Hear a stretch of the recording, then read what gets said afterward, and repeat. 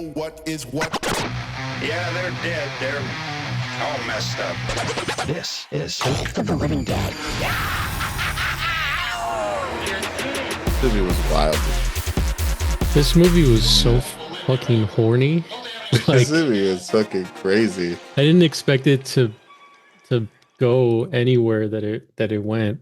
And it just it kept on going, man. Yeah, there was some points in this movie where like I was like kind of felt a little like uncomfortable. Yeah. I was like, yo, this movie is not what I was expecting. Like this movie's really weirder than Wild at Heart. And like Wild at Heart was made by fucking David Lynch. I know.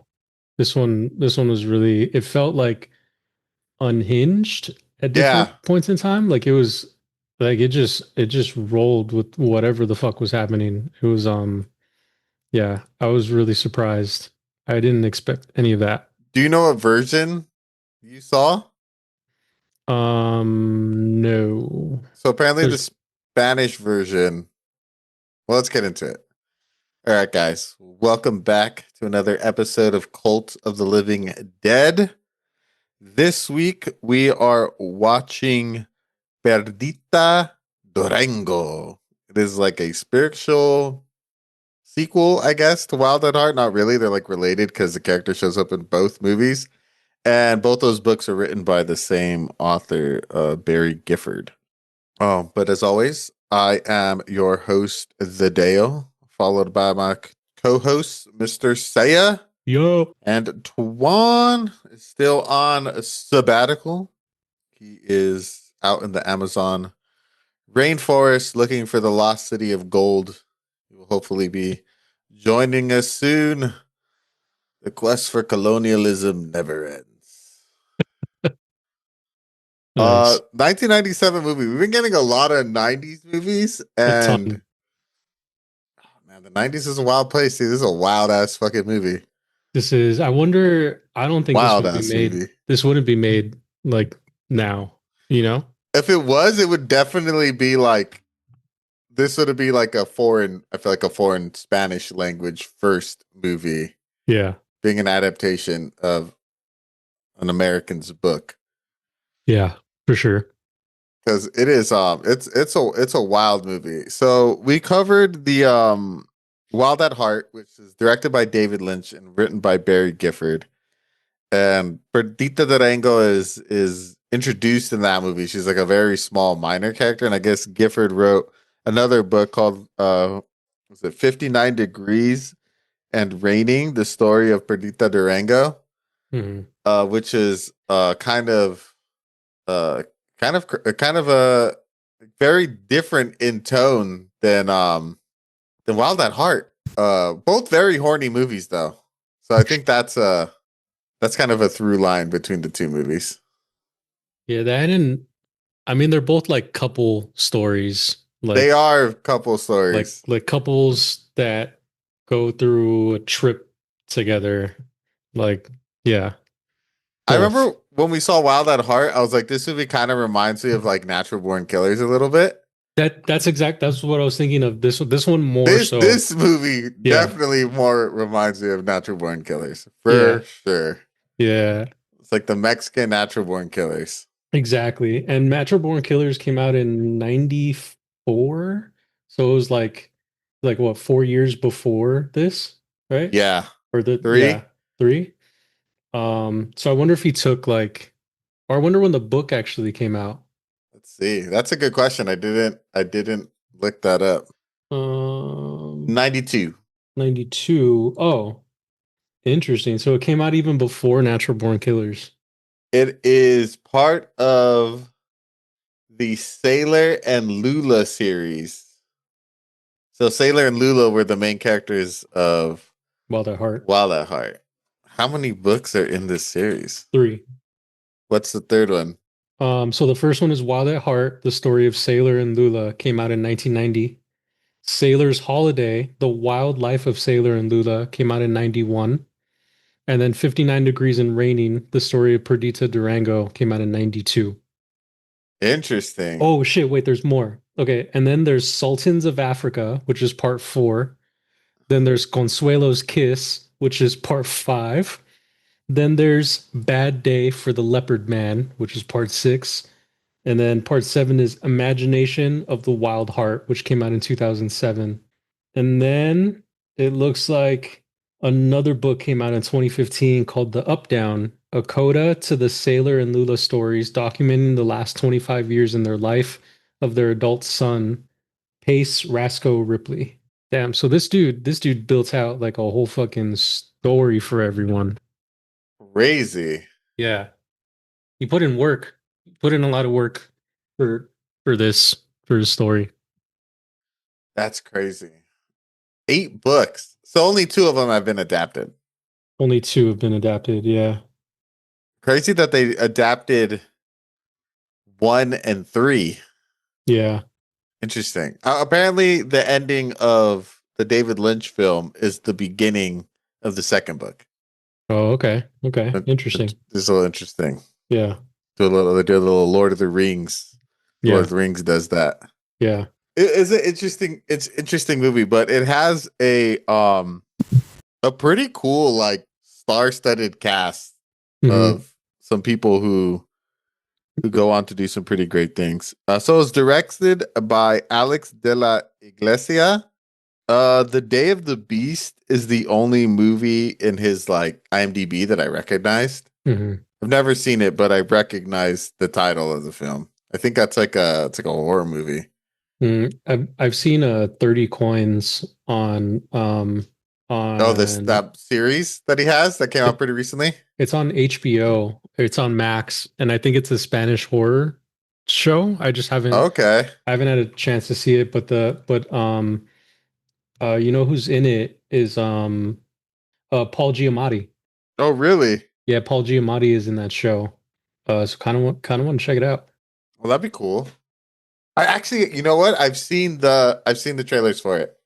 I haven't seen any trailers. I've literally just seen the show, like the picture, and it's like a picture of a person with like coins on their eyes. That's all I've seen from it. I don't really know. I don't know anything else about it. Interesting. Paul Giamatti is great. Yeah. He helped write the movie along with Jorge Guerra Chavarria. You know, he did the Oxford Murders. I've seen that movie. And he also helped write The Day of the Beast. And I believe he also worked on 30 Coins. Which is, like you said, another so I think they've hooked up a couple of times. I think he also worked on 1992, which is another series that the Iglesias worked on. And then David Trube also worked on this film. And the music was done by Simon Boswell, who did the music for Hackers. Oh, no way. And he also did the music for the ABCs of Death. Nice. So that's pretty cool. Yeah. It stars Rosie Perez, who's an absolute fucking smoke show in this fucking movie.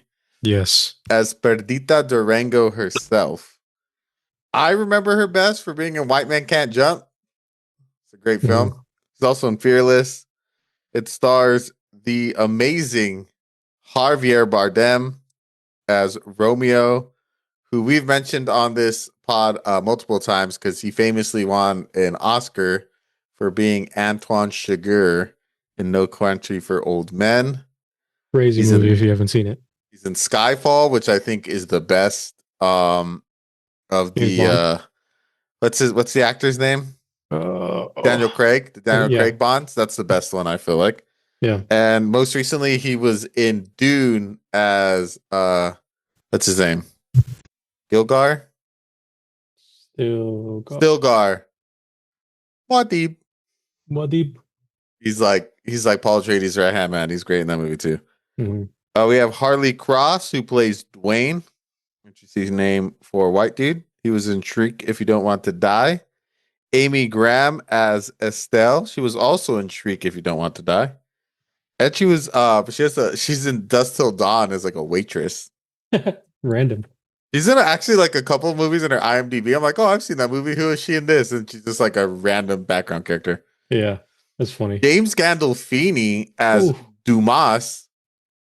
It was so cool seeing him. It was, dude. Oh, dude, he's like the most like not fucked up as like a person, but like physically abused person of all time. He gets hit by three Yeah, cars. 3 cars. Yeah, He's like his dexterity is like maxed the fuck out. yeah, He's like a video game character where like you take like a hit that should kill any person, but then you just hit the like enough of like a health potion. yeah, So like you're not completely dead, but your guy's still kind of fucked up. yeah. That's him. We have Screamin' Jay Hawkins as Odolfo. He's been in a couple movies, but if you don't know Screamin' Jay Hawkins, I can almost guarantee that you do. His most famous song is "I Put a Spell on You," which Mhm. was I think probably made more universally famous with the Hocus Pocus movies. But Screamin' Jay Hawkins is awesome. You want to see some crazy shit? Check out that dude. His live performances from the 50s. That dude had some swag. Nice. And then Javier Bardem's brother, Damien. Oh no, my bad. Damien Bitcher plays Catalina. He was in The Hateful Eight, Machete Kills, Godzilla vs. Kong, Black Phone 2. He's been nominated for an Oscar. I was like, damn, this dude like went on to do some big things. Mm-hmm. I've seen all these movies except for Black Phone 2. And then Carlos Bardem as Reggie. And he is the brother of Javier Bardem. I didn't look up what else Carlos Bardem has been in, but Let's check it out. let's see his IMDb real quick. Looks like a lot of Scorpion Leg. Oh, he was in the Assassin's Creed movie. mm-hmm. Assassin's Creed movie, and then a lot of not American movies. Okay, he's more the international guy. Yeah. Apparently, their sister Monica Bardem is also actress. Bro, get the whole family in, dude. Whole Hell family, dude. They're like the because they're Spanish, right? yeah. Mm-hmm. They're like the Spanish Skarsgards. Believe so. Yeah, he is from. Is he from España. actual España? Yeah, he's from Spain. It's so funny because I don't think Rosie Perez is Mexican either. Isn't she like Puerto Rican? Yeah, she's Puerto Rican. Yeah, she's like born in Brooklyn, but Yeah, she's like New York Puerto Rican, yeah, which is like East LA Mexican. yeah, yeah, pretty much. Damn, what a comparison! That's funny. I guess that's the only West Coast comparison I can think of. Yeah, yeah. Only West Coast people will understand that. Mm-hmm. Quite the cast, dude. Quite the cast. I at times, even though it's called Perdita Durango, I felt, and maybe this is just because it's Javier Bardem, not to take anything away from Rosie Perez, but it felt like Romeo was the main character of this movie and not Perdita Durango. Or am I tripping? I thought that at different points, but I think because of the way it ends, like it's more Rosie's story. But Romeo, He has a lot of scenes that it's just him. It's just him. Rosie Perez isn't even in it. Mm-hmm. Yeah, I feel like they're both main characters of this story, but Perdita is the like the main one that we kind of follow. Even though we follow both. I didn't know Rosie Perez was the voice of Chell in The Road to El Dorado. Oh, I didn't know that. That's a developmental animated character for a young Dale. Hell yeah. And she's in Big Mouth. Yeah, she's the fucking goblin. No, Yeah. I think she's more in Human, was it? Resources or whatever? Oh yeah, yeah. The spinoff one? Yeah, I think so. Yeah, she's funny as fuck in that show. Yeah. All right, let's synopsisize and then we'll get into the movie. Synopsisize this. So this is going to be, because we're going to constantly bring up some of the insanity of this movie. So this is a pretty bare bones synopsis because we're going to fill in the blanks with how crazy this movie is. So Perdita Durango follows Perdita, a restless, angry, thrill-seeking American woman who falls hard for Romeo Dolorosa, a hyper macho criminal drifting between drug trafficking, Santeria rituals, and full-blown sociopathy. Together, they tear across the American Southwest and into Mexico, kidnapping two naive teenagers, hustling cash for a fake religious ceremony, and chasing the high of absolute control over their own narrative. Or was it a fake ceremony? The stakes are immediate and brutal. People can die at any moment. The real danger, though, is that Romeo and Perdita truly believe in the fantasy they are building together. Real bare bones, but honestly, yeah. That's kind of the movie. Yeah, that's literally the movie. Yeah. Because at the core, that's what it is. They're really just kind of. And then they just do crazy shit. Yeah, they're like, going on a throughout. fucking journey together. Like, even their introduction, the way his haircut, by the way, with the fucking full on, like, His like, Pluma, like, mullet. yeah, his mini bangs up front, full mullet in the back. That was and this was from mid 90s. So it was a look. It was a look. Yeah. It's a look now. What about the way the movie just pops off? Like, I'll admit, it got me interested. It starts off with like just Rosie Perez naked on a bed with like the was it the sheets being slowly pulled from her naked body, and then like a jaguar like walks up to her. Yeah. And then she like wakes up. Yeah. She's in an airport. And she's just like, yo, whoa. Just in it. I think that it's like if David Lynch knew how to be sexy. Kinda, yeah. There's hella symbolism in this movie. And I feel like that was her like almost dreaming about or knowing that like what's his name's Romeo's gonna come into her life and like just cause all kinds of ruckus. That's though when I put the synopsis, I put in parentheses like fake religious ceremony because I feel like Perdita doesn't really believe in it. She just loves the thrill and like the danger that Romeo is. Mm-hmm. But I do feel like Romeo does believe in it. And they even show Perdita having like with the jaguar, kind of like larger things at play into their meeting. Mm-hmm. I saw you shaking your head. You don't think Romeo believes in the Santeria? I think he's a grifter. I think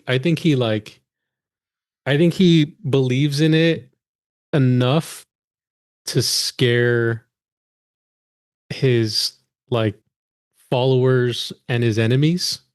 Okay. But I don't think he like actually fully believes in it like that much. I think he does, but not in the way he portrays. Kind of like what you're saying, because he definitely does like grift people. But when he loses his necklace and it breaks, like his character takes on like a very subtle change where he starts to like doubt himself for the first time in the movie where he never did before. Yeah.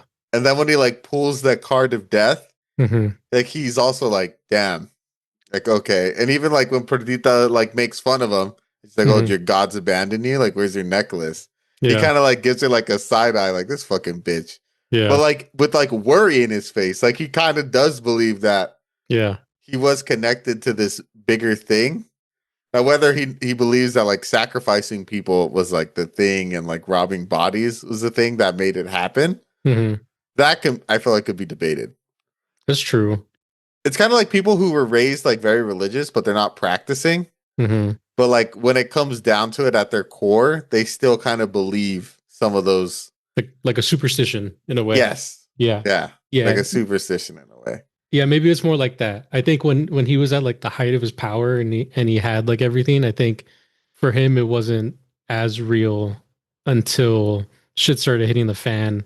And I think he was looking for some type of control in those moments, but like he wasn't able to get it because there was just so much fucking chaos that was happening in this movie that he couldn't grasp on anything. Whereas Perdita, like, she didn't give a shit about anything. She was so like she's so morally ambiguous that like she doesn't care, you know? Yeah. Yeah. Yeah, it's nuts. I was talking to my wife about that because, like, I asked her, I was like, "Who do you think's crazier, Romeo or Perdita?" We both agreed that Perdita's crazier than Romeo is. Yeah, dude, she has like no guilt, no. I feel like the only time you really get that sense is in the end when she's like mourning. Hmm. But even then, like it took so much to get there, you know? It Yeah, was a lot. yeah, for sure. Yeah. I think like because she does ultimately like release their prisoners, but Hmm. it took. I think her being reminded that like what happened to her sister was like kind of the thing that like kind of fucked with her. Yeah. And she's like, no, I should probably save these people. Yeah. But in the beginning, like the first up until what I think it's like an hour and a half, because the movie's 2 hours, Yeah. right? I think for like an hour and a half, she just pure chaos. She's like the Joker from The Dark Knight, but Hmm. like turned up to like a million, and like she just doesn't give a shit. She yeah, it's wild. It's she's pretty nuts. I think Rosa Perez did a great job of Yeah, she playing does. like a fucking maniac in this movie. Hmm. Same with Javier Bardem. They both. Both of them, yeah.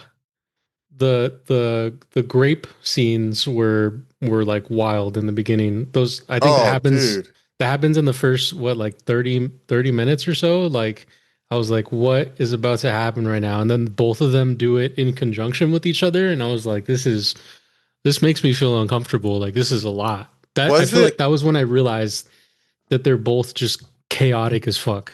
was it the first? I find like it was like the first hour of the movie. It kind of builds to that Yeah, true, true, true. because like the first. Oh, when we get introduced to Romeo and what he does in the bank to the bank teller. Oh yeah, Yeah, yeah, I was like, dude, this guy's nuts. I think that's one thing this movie does, which is interesting because I don't think you really see this in movies anymore. Where kind of the same way with Wild at Heart. Maybe it's just the way the books are written. Like these characters aren't like really characters you root for. Hmm. Like it's known from the jump that like they're like crazy people, Yeah, and that Romeo for sure is like a bad dude. yeah. Yeah, like when he makes the girl like show her breast that while he's robbing, like the Hmm. cops are coming. And Yeah, he's like, damn, this girl's just got some great breasts. Like I need to see these. yeah, I'm gonna take advantage of this like position of power I have over here and like make her show it to me. And the other bank robber dude's like, dude, what the fuck are you doing? Like, let's get the fuck out of here. yeah. That was that was like, oh, this is making me a little uncomfortable. This dude's disgusting person. For real. And then our introduction to Perdita is like when she's getting hit on by that like tech dude who's going to Phoenix. Hmm. And she's like basically being like, yeah, all right, fly me out to Phoenix with you. Like when you're not at your conference, you know, you can fuck me as much as you want. And then I'll go make us both some money on the side and we'll split it 50-50. And he's like, yo, what the fuck? Yeah, He's like, oh shit, is she crazy? yeah. This whole movie was pretty nuts. It took like an immediate turn, and it just kept turning. I didn't think it was gonna be the way it was. It kept rising, dude. It kept Yeah, like progressively more fucked up until it got to Vegas, and then it kind of like chilled into just like a regular like like crime. crime movie. Yeah, crime thriller movie. But when they're like on their tear in the Southwest, like doing all these side missions before they get to Vegas, Yeah, it's pretty fucking nuts. yeah. And then the filmmaking, I feel like it felt at times a little Lynchian, especially the family, the like white family. Uh-huh. Like how like it's just overly acted and like hyper like the colors are very was it like is it Pantone?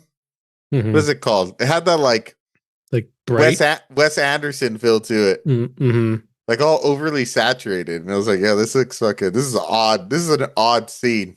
I do feel like they did that on purpose. I feel like the Americans are portrayed as like this like airy, like naive, like people Yeah. in a way. Whereas like all the Latinos or the Mexicans specifically are like running around like controlling everything, you know. It was an interesting take, but I did think of that too, what like what you said, how it almost felt Lynchian in the way that it was filmed.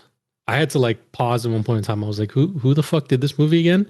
Because I mean, I'm assuming that he saw Wild at Heart and he was like, I like the way this is done. Like I wanna take that, but I want to now use this for a completely different story. So I feel like he took inspiration from that. Because it felt that same way. That or that's how the book was written, where like some of the dialogue that they have between characters just feels like weird or like Lynchian and almost. But this almost felt like a spiritual successor in not just like the story itself, but like to Lynch. I see that. I had that same mindset. I was like, because I remember that the director. I'm like, damn, Alex de la Iglesia. It's like I should watch maybe some of his other shit because like Yeah. it's got a little Lynch to it. It's a little weird. Yeah. But I was like, Wild at Heart was weird too. Maybe it was just, maybe it's the source material. Maybe this author just likes writing like fucked up, like really gray, dark gray to black characters in the sense of their like morality. Yeah. Although Perdita and Romeo are way more fucked up than Lula and So much more. Dude. what was the fucking dude's name? Scout? No, Sailor? Sailor. Taylor, yeah. Yeah. Yeah. Dude, like Sailor and they're tame. They're I mean, yeah, they get kind of wild, but like their story is way more tame than Perdita's story. Her story is just nuts. It does kind of put into context, like kind of how crazy Sailor was though, because like he knew Perdita, like he was looking for her sister. Remember when he went to go like visit them? He's like, "Oh, what's up, Perdita?" And she's like, "Oh, what's up, Sailor? Like, what are you doing? You got out?" And he's like, "Yeah, where's your sister?" Like, "Oh, she's not around." Yeah. It's like, "All right, well, how you been?" Or like, "Oh shit!" So like, you run in these circles. Yeah. Like, Yeah. oh, okay, so you are a fucking maniac. Yeah, that's true. But who do you think? All right, so we talked about. So you think Rosie is or Perdita is crazier than Romeo? Yeah. Do you think Romeo weaponizes his craziness, or Perdita is just crazy? Ooh. Yeah, I think Romeo weaponizes because he likes to have control of situations. I mean, that's why he does this whole Santeria thing, right? He has like a group, like a following. That's his fucking brand. He's just the Santeria guy. I think Perdita she just rides. She wakes up and chooses violence every single day, like casually, without any preface. It just is. Yeah, like she scares Romeo. Yeah, she does. She scares the shit out of him. Like after they have sex for the first time, she's like, "You know what we should do? We should murder somebody." And Yeah. he's like, "Yo, what? What the fuck are you talking about?" Yeah. Like, "Yeah, we should do it tomorrow." Yeah. And he's like, that's a good idea, but I don't know. I don't know if we should just go murk somebody. I don't know if Yeah. I don't know if we need to be doing all that. And I was like, oh shit. Like even he's like, damn, this fucking chick's crazy. I know. And she wants to do it too because she like doesn't she say that she wants people to remember or something like that? Like she wants to make like a spectacle out of it. Like she was doing it because she just wants to do it and like make an example, just show just to fucking roll with it. Well, she tells Dwayne like the two best feelings in the world are like fucking and killing. Killing. Yeah. Yeah, I know. I want to know how many times she's done that before, you know? I would probably a lot because she's pretty quick on the trigger. Yeah. By that point in time, so like it had to she's been going around for a minute, you know? So do you think this is a romance story first or a crime movie first? Is it a romance or a crime movie? It's a good question. I feel like that's hard because I think it kind of blurs. It does. It blurs the line of like chaotic, real chaotic, dark romance and like real heavy, deep crime. They kind of like immediately, it's so hot and heavy for them. And they also just immediately become like wild, you know? It'd be a romance. So I'm gonna be romantic. I'm feeling romantic lately. So maybe a romance first, but just a real like dark romance. So like real fucking fiery, heavy, let's go murder someone together kind of romance. Like all the other movies that we've seen, that are like in the same kind of aspect where, yeah, there's hella crime, but it's still like a romance at the end of the day. I agree. I think it is a romance with um not as romantic as like Wild at Heart, Mhm. but like the opposite coin of like Wild at Heart is an example of like love enduring because Sailor gets locked up and then comes out and then like him and Lula make it work. Yeah. Where I think this is more like in a passionate, chaotic, like wild romance where Mhm. like it happens fast and quickly. Like it burns hot, but it goes out real quick. Yeah. More passionate. Yeah. Way more passionate. Um, because they fall for each other like pretty immediately. Pretty fast. Yeah. It's like a love at first sight thing. Yeah. How did you feel about our American, I guess, kidnap victims, I guess you'd call them? Yeah.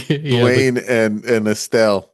The That couple. crazy names for white Americans too. I know that was a really interesting like pick. I'm sure that they did it on purpose.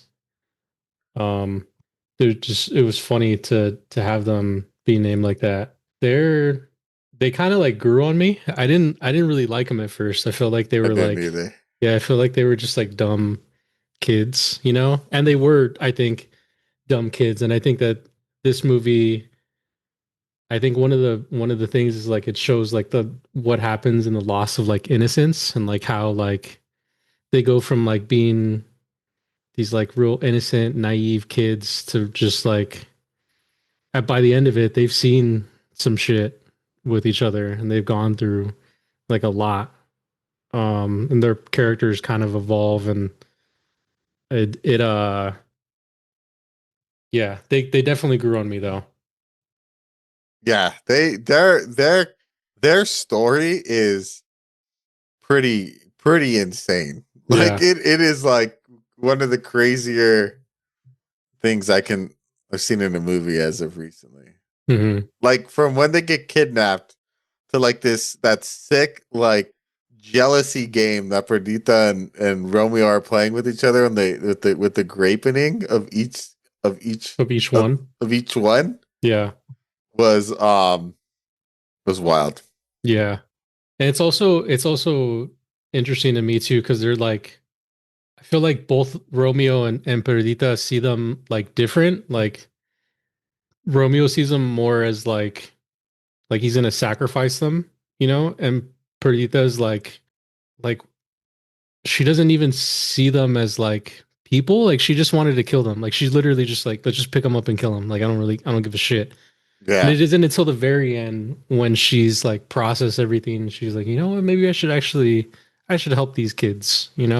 But it takes so much for her to get there. And Multiple it's road trips. multiple road trips, multiple grapings. Like there's a lot that happens with these kids. And they just get fucking consumed by so much violence. That they come out of it like I think really, really changed in the end of it. Yeah. Yeah, for sure. Like all the shit that goes on, like I don't want to say it's like it's not my favorite part of the movie, but I think it's for sure the most unhinged is when they're at his like I don't know, is it like a ranch? Mm-hmm. Mm-hmm. Yeah. That whole segment from when they get there, the like grapening to Mm-hmm. the like sacrifice Mm-hmm. is all like insane. Crazy. And like his like reasoning for doing it is like Perdita's like, oh, they're virgins. And he's like, no way, they can't die that way. That's fucked up. Yeah. All right, let's make them not virgins. Yeah. And it's just like you didn't have to do all that. That's weird. It's even more fucked up. That's super fucked up. Yeah. Yeah. And then the way they're just like, well, Perdita, I feel like, no, him too. They're just like so angry with each other Mm-hmm. for like doing it and like cheating on one another with Mm. the other one's permission. It's like the most toxic, insane shit. Yeah. I think Perdita though was more Oh, for sure. angry about it, whereas Romeo Romeo did it because he felt like he was like yeah, I'm not gonna let you die a virgin, you know, like of course I'm gonna do it. But then he still knew at the end of the day, he was like, I'm still gonna kill these people and I don't give a shit. Whereas Perdita was like, you fucking asshole, why would you do that? You know? And it's Yeah.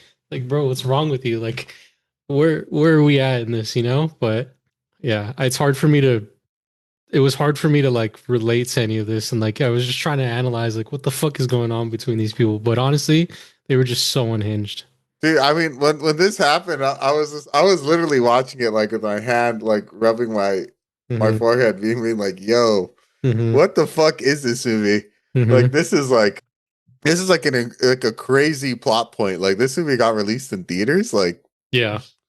Like it's not as hyper violent as like Natural Born Killers, but I feel like its story has like more crazy kind of fucked up scenes. Yeah. Yeah. I don't think Natural Born Killers has any grape, right? I think No, they're just it's just pure murder and murder. Yeah, they chaos. just like straight up like psychos. They just kill everyone they come in contact with. Yeah, this one's Has like a psychological tinge to it. yeah, this one's really I mean it is kind of like a main point. There's like a lot of grape that happens and it's really nuts. And like Harvey Bardem's character is like, I think, yeah, he's not as crazy outwardly as Perdita, but he's so nonchalant when he's doing all this shit. Yeah. They're kind of like, yeah, of course, this is the way it is. Like he's done it before, you Yeah, this know? is the way it is. Yeah. Like, yeah, we're gonna do this. I'm still gonna sacrifice you though. Like Hmm. that's still happening. And like he sits with them. He's like, all right, guys. So we only need one of you. So let's get together, team meeting. Let's figure it out. Who's it gonna be? We're all gonna get to vote. Like, don't be crying. Relax. You get to vote too. Like Yeah. very like nonchalant and almost like charismatic kind of way. It's Yeah. kind of like, yo, this dude's fucking crazy. And then like there's a tie. He's like, fuck, what are we gonna do? There's a fucking tie. Like it's all four of us. Like what we have to figure this out, guys. Yeah. It's like what this is like an insane situation. I know. That whole scene had me like kind of laughing, but at the same time being like, damn, this is fucked up. I know. It was too. And then the boyfriend, what's the boyfriend's name again? Dwayne? Dwayne. Dwayne just he like switches. He's like switches boats. You know, he has his girlfriend go in. Well, she says it. She's like, I Yeah, vote Dwayne. I don't want to die. yeah, He's like, what the fuck? yeah. It was And then wild. it ends up being his right hand man that decides. Yep. The like voodoo guy. And it was wild that like I guess in that what I can pull from it now, like by talking to it, is that like when you're met with that violence, like you're just gonna do anything you can to survive, you know. And I think that's why these kids are there to kind of represent that like almost like the like like collateral damage in a sense where Mhm. like the main violence is taking place here but it still affects everyone else and like regardless of what's happening like you're gonna have to participate in it at the end of the day, Yeah. you know.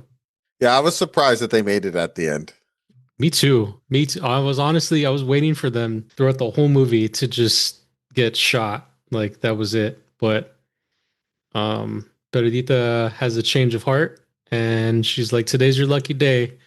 And I think remember they asked her, she asks, right? She's like, are you gonna go find him? And then Perdita's like, you should stop asking questions and leave. Yeah. like, okay. Yeah, just time for me to go. So get out of here before I like change my mind. Yeah.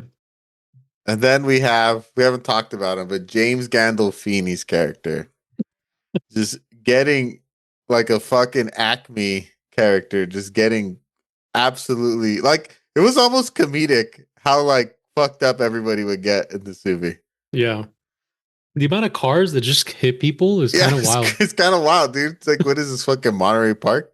Like, it's just like, Oh shit.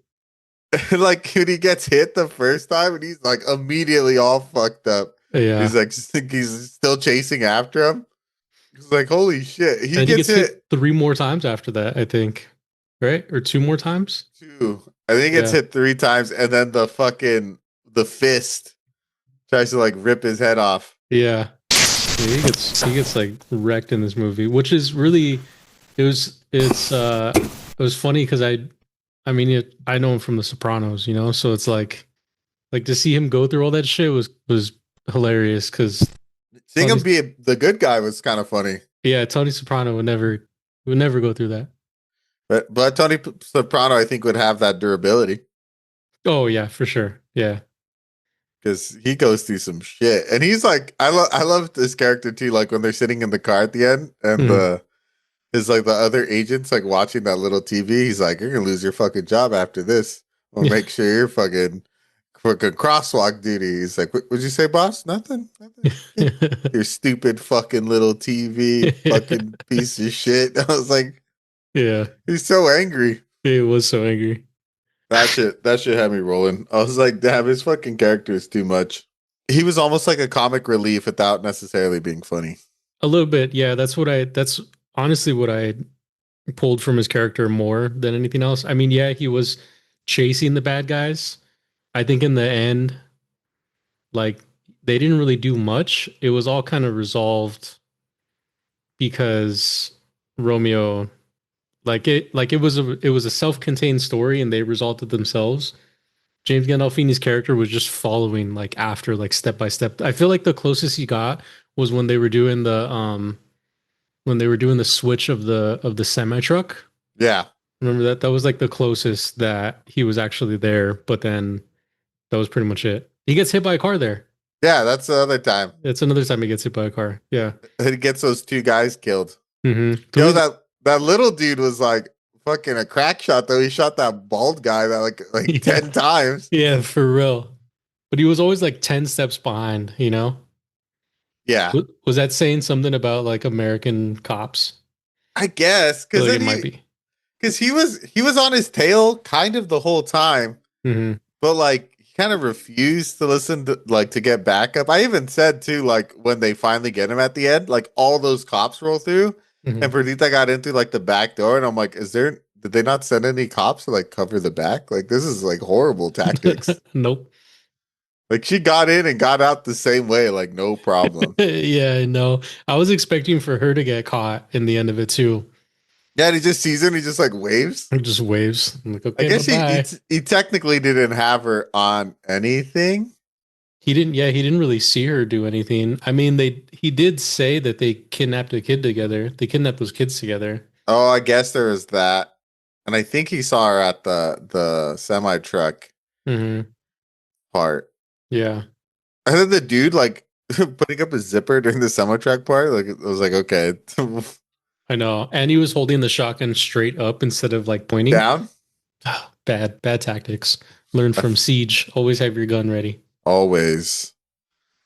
Fucking. Do you think there was enough comedy to kind of like tone down some of the brutality of the movie? Yeah. I think there was. I think there was enough like dumb humor like that, like the dude having his zipper undone, James Gandolfini getting wrecked by like 5 cars constantly. Fucking what's her name's dad like chasing after her and also getting wrecked by a car. He dies just right when they find him. Yeah. I think there was a lot of like humor in this that it does like help a little bit, but the movie's still pretty brutal for what it is. Definitely. By the end of it, were you rooting for, or were you still rooting against Romeo and Perdita? Honestly, I was kind of rooting against them. Kind of wanted both of them to meet their end. Yeah, to get got, because they were both like chaotic, fucked up people, evil people. I mean, Perdita did like she let the kids go, which was cool, but she was still fucked up. You know, I don't think that there was any real redemption like qualities. I think that both of them evolved as characters. They had character growth. I think Romeo's growth, like you mentioned, when his thing broke, he had like a change where he became like a little bit more cautious and like maybe a little bit more self-aware of what was happening. Perdita, I think she gained a little more sentience and like empathy because she realized that maybe it's like a constant cycle of like violence from you know, that the her was it her family, right? That Her got killed. sister and Her sister that gets his like killed. nephew and niece. Yeah. So like what she was doing now, and so then she evolved and she let the kids go, but she caused so much chaos before that. Yeah, yeah. She's kind of insane. Hmm. I I was definitely rooting against them for sure, Yeah. but by the latter like 30 minutes of it, Romeo's character I felt like wasn't as bad. Yeah.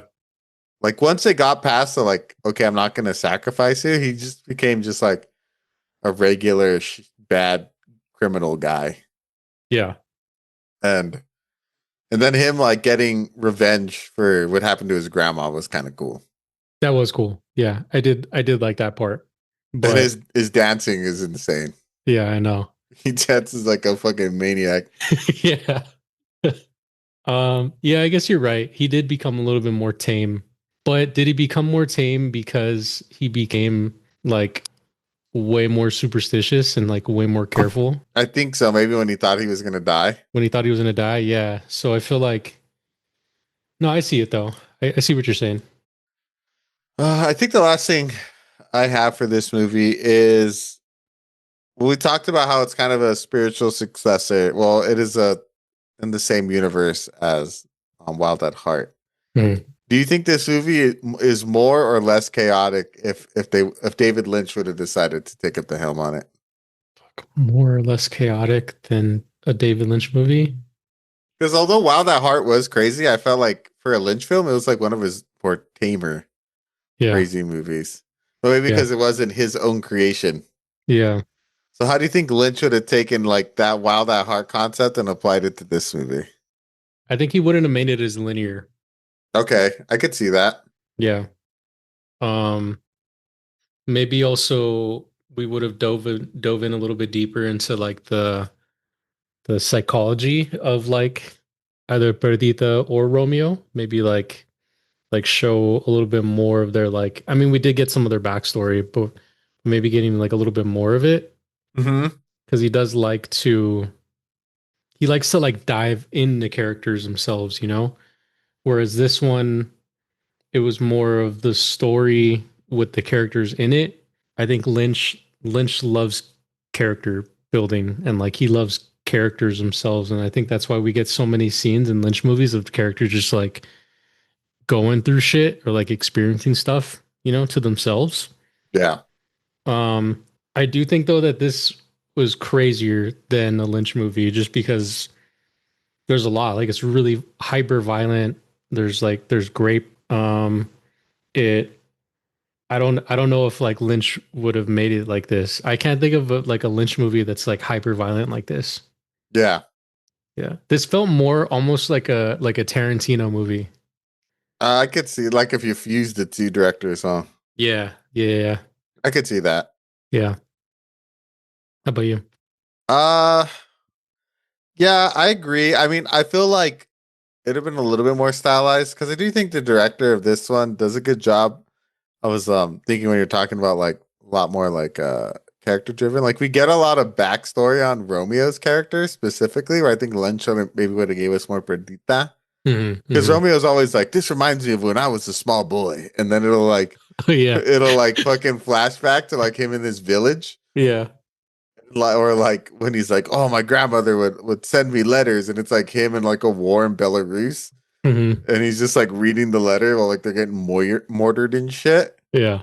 So like I think we would have gotten I think you're right, a little bit more of that. I think it would have been probably less violent, Mm-hmm. but who knows though? Because I haven't seen Blue Velvet, and I heard Dennis Hopper's character in that movie is an absolute fucking maniac. Mm. So maybe Romeo would can stayed on that same trajectory, Mm-hmm. but I feel yeah, it would have been a less like tight movie Mm-hmm. if Lynch was at the helm. Yeah. A lot more symbolism too, a lot more jaguars, naked women. Yeah. I wouldn't Think mind it. I Rosie wouldn't Perez mind is it either. hot in this movie. He is very, very fine in this movie. Mm-hmm. The last 30 minutes of the movie, she's just wearing a white shirt, no bra, Mhm. and her nips are just piercing out like the entire time. Like there's multiple just of her running scenes. Mhm. All right, is there anything on the movie you wanted to touch on? No, I think we covered it all. This was such a wild ride. It was a wild ride. Yeah. It was. I was not. I guess we didn't do our first impressions, but my first impression was, I don't think this is going to be crazier than the Lynch movie, and it was, which is not something I was like really expecting. Yeah, same. It was not something I was expecting. I guess like originally I was reading that Madonna was supposed to play Perdita Durango, Oh shit. but she dropped out. And so it had like a couple iterations. It was supposed to be Madonna with Javier Bardem and Dennis Hopper as James Gandolfini's character. Hmm. And then Madonna fucking dipped, so they're gonna use Victoria Abril. Hmm. I don't know who that is. I don't recognize her. And it was gonna be Johnny Depp Hmm. as Javier Bardem's character. Interesting. Yeah, because I guess Biggest Luna was supposed to be the first director, but I don't know who that guy is. Hmm. And then they eventually just went back to getting Javier Bardem, and then they got Rosie Perez on it, and then James Gandolfini. Which I think was the right choice. How are you going to have like a movie about a bunch of Hispanics like running around being all crazy, and then you fucking have Madonna Yeah. as Perdita? Yeah. I don't Yeah, think Madonna that could would've bring been the weird. craziness like that. I don't think so either. I feel like she's yeah, I don't know. I don't like think- Johnny Depp, but I feel like Johnny Depp's version of Romeo is far too. I don't think he's got that chaos in him. He's a different kind of crazy. I think he's more moody crazy. Like Yeah, moody, chaotic. more like whereas- reserved. Yeah, like a quiet chaos. Yeah, Yeah, whereas Javier Bardem was externally like he is extremely charismatic in this. super charismatic. Yeah. I feel like the most charismatic I've seen Johnny Depp be is Captain Jack Sparrow. Yeah. And he Yeah. hadn't invented that character yet. Yeah. All right, so we get into our reviews. To review it. Let's see. I forgot to write it down. How much money did Perdita Durango make? Because this feels like a cult classic. So it don't even have the money. I searched Perdita Durango box office. It had an estimated budget of 4.2 million, and it recorded only nominal domestic video sales of approximately 28K. Estimated budget 4.2 million, approximately 4.7 million. Oh, 4.2 million euros, or maybe Pesos? pesos. And so that's estimated 4.7 million in 1997.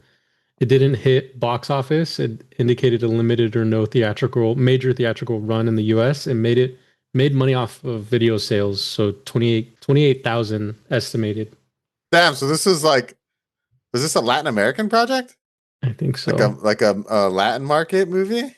Maybe, yeah. Because there were times when watching it where some of the English speakers felt like they were dubbed. Mm-hmm. Did you notice that? Mm-hmm. Like James Gandolfini didn't really feel like that. Neither did like Javier Bardem or Rosie Perez. So some of like the side characters, and they would talk. Mm-hmm. To me, it sounded like their lips weren't syncing with what they were saying all the time. And I'm like, is this fucking dubbed? Yeah. And I guess in the Spanish version or the Mexican version, what was your ending when Javier Bardem died? What happened to him? He falls on the floor, and James Gandolfini walks up, and they change into that scene From Veracruz? from Veracruz. Okay, that's the like extended version, I guess. I was in the Mexican market. I thought that was a sick ending. I was That like, was cool. oh shit, Yeah. that was cool. Yeah, that was actually really dope. When he turns James Gandolfini turns into Burt Lancaster. Yeah. Yeah, that was sick. I was like, oh, what an ending. Yeah, that was really dope. Because I feel like in his head, Romeo felt like he was Burt Lancaster's character. Mm-hmm. He's the like noble cowboy. Yeah. But in reality, he's not. He's the guy that Burt Lancaster kills, the Mhm. outlaw. I thought that was pretty cool. Yeah, it was crazy. And that's on That's on Amazon. This movie is on Amazon Prime Video. Oh, nice. Yeah. It's worth checking out if you have Prime. And I think, I think most people I know have Prime if you use Amazon. Yeah. Consistently. This movie got a 43% on Rotten Tomatoes with a 63% on the popcorn meter and a 6.3 on IMDb. So critics don't really like this movie and audiences think it's pretty meh. Meh. Whose pick was it this week? Mine. All right. So you start us off with your review. Perdita Durango. What a ride, man. I give this movie a C plus, B minus. I think there's things I liked about this movie and there's things I didn't like about this movie. I didn't like how it made me feel uncomfortable. This movie made me feel uncomfortable a lot because there's a lot of, and it's not the hyper violence that was in it. It's like the implication that you mentioned, the grape, just the over sexualization of things. I think that made me feel like really uncomfortable in this movie. The like crime parts, the Santeria parts, like all of that was kind of cool. Like I enjoyed those pieces. But I think this movie was just honestly like really fucking chaotic. Like really, really chaotic. But I think Rosie Perez and Javier Bardem do really well as our main leads. Both of them act very, very crazy throughout the whole thing. And I think I enjoyed that because it kept me like immersed in it. I like seeing James Gandolfini in like not a villain role. I like seeing him in like a different role altogether. So that was kind of cool. We didn't talk much about the music, but the music was cool too. I mean, it added to like some of the scenes. Would I recommend this movie? Tentative recommend because it deals with some really heavy topics. I don't think I'd introduce this movie to small children or children. I'd maybe wait till like maybe teenagers and above because it goes places, man, and it doesn't stop going places. I think that's one thing that I will say. It didn't. I wasn't like bored. It's a 2-hour movie. And it just kind of keeps on raising the bar. And like, so there was downtime, but the downtime didn't feel like a lot of downtime. So it was interesting enough for me to like want to keep on going and like keep on kind of enjoying it. It was definitely, I keep on saying it and Dale keeps on saying it. Like it's a crazy movie for sure. So be prepared when you watch it. Cause there's, some really heavy adult themes that are in this movie. Acting was cool. Tentative recommend. I think I covered everything. Yeah. I think that's it. Yeah. Yeah. C plus, B minus. All right. I'm right there with you. I gave this movie a B minus. The one word that came to my head when you're describing the movie is it's like masochistic. Yeah. The mix of like violence and sex, it like gets off on it. Mm-hmm. Like it blurs the line between what is and what isn't sex. Like the characters are pretty twisted, but I thought Javier Bardem in particular was like great in this movie. Like his character is very charismatic. If you like Javier Bardem, dude can act. I mean, Romeo is an unhinged, insane character. It's cool to see him play like a reserved psychopath like Antoine Chigurh and then play like a very outwardly psychopath with Romeo and to like see those contrasts. Like the dude's got range. He's very good in this movie. But like Saya said, and like we talked about, some of the scenes and like the subject matter in this movie like make you uncomfortable. It's like not things that you're used to seeing put to film. And it's just like, holy shit. It's a movie that really revels in like highlighting some of the worst aspects of people, like how crazy and sadistic people can be sometimes. And like, it's kind of like almost celebrated in this movie. I thought the whole like Santeria aspect was definitely like interesting. It was like crispy and like fucked up enough for me to be like, yo, this is fucking wild. I like that they made it a core part of like Javier Bardem's character. Rosie Perez is also good in this movie. She's just like aggressive, like full tilt, turn it up to 11, just so angry the entire movie. And she's an absolute smoke show in this movie. Tentative recommend. I enjoyed aspects of the movie. I don't know if I like the movie per se. Like, I don't know if I would watch it again. I mean, I guess I would if someone like wanted to, but like, it's not. It's a lot. I feel like it's a lot. Yeah.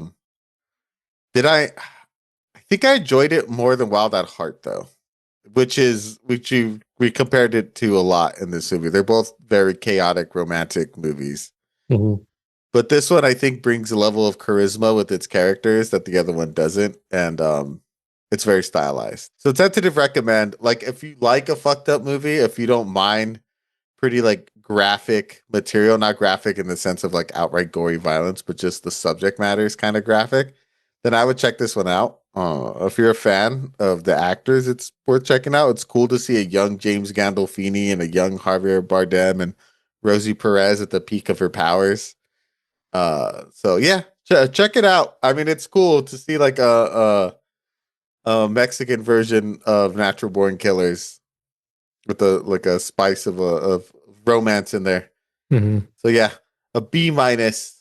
I forgot to say it feels like a really good addendum to Wild at Heart.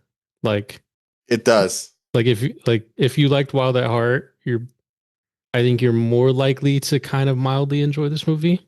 I Because think so. it's the same ish story, just taken to like a whole extra level, like with more violence and more just wildness. Yeah, that's all I gotta say.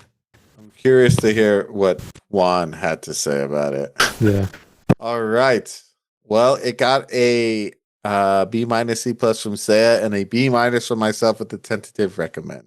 Well, it would have been Twan's week, but Twan is on sabbatical foraging for black truffles in the Granada hills of España.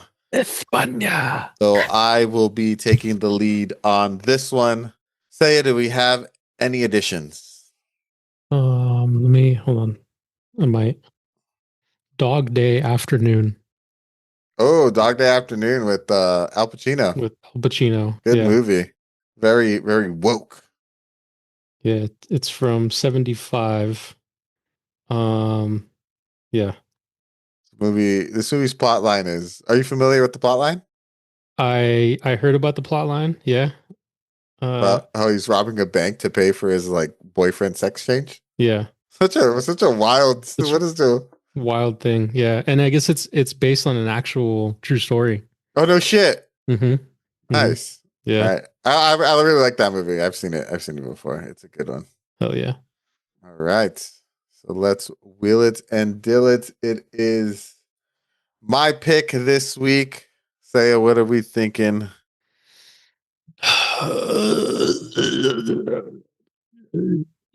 Those are my thoughts. I want a horror. Give me a Horror movie? Yeah. I would say that this movie is horror-ish. It has some elements. Horror in the sense that it shows like how wild people can get Yes. when you have no moral compass. People that truly don't give a fuck. Yeah. Yeah. But I want a traditional horror. Yeah, give me a traditional horror, not like a fucking yeah. I got something that I hadn't seen before. I want something that's gonna be easy, digestible movie. Okay. Something that's just gonna like not necessarily turn my brain off, but one that'll be like, okay. Yeah. Easy that watch. Was cool. Yeah, it was a nice point A to point B kind of movie. Yeah, like Dude, Where's My Car? That's a good one. If you guys are first time listeners, the way the wheel works is we spin the wheel. Once it lands, we have a choice between keeping it, spinning it, and or picking a movie if we really want it. Mm-hmm. If it lands on David Lynch's movies, because we're slowly working our way through the Lynchiverse, or Ed Wood, we have to watch it. And we can't pick those movies for one of our picks. All right, let's spin it up. Let's spin it. Wheel. A foreign movie would be kind of sick. I haven't seen a foreign movie in a while. Although this movie was like foreign coded. Yeah. which is kind of interesting. I do love. We didn't talk about it enough, but I did like how it's very like takes like it's all Southwest. It's pretty cool. Yeah, that was cool. Is it gonna be Dog Day Afternoon? That'd be crazy. Yo, Event Horizon. No, it's gonna be Heavy Metal. The Signal. The Signal. Heavy Metal. Heavy Metal. Is this the animated movie? This is the animated movie. Oh. I haven't seen this movie in a long time. I love animated movies. Let's keep it. Okay. We'll keep it. Heavy Metal. This is an interesting one. Have you seen this one before? Negative. Those are some old school anime. Let's go. It has it's one of those like influential type of movies. Yeah. Is this like one of those movies where you put it on with Pink Floyd Dark Side of the Moon and it matches perfect? No, it's not one of those movies. What movie was that? You could do that with I forget what movie it was. For Dark Side of the Moon, you could do it with The Wizard of Oz. Oh. And then for The Wall, you can do it with Alice in Wonderland. Ooh. I've done The Wall before. That shit's crazy. That sounds kind of cool. Kind of want to try that.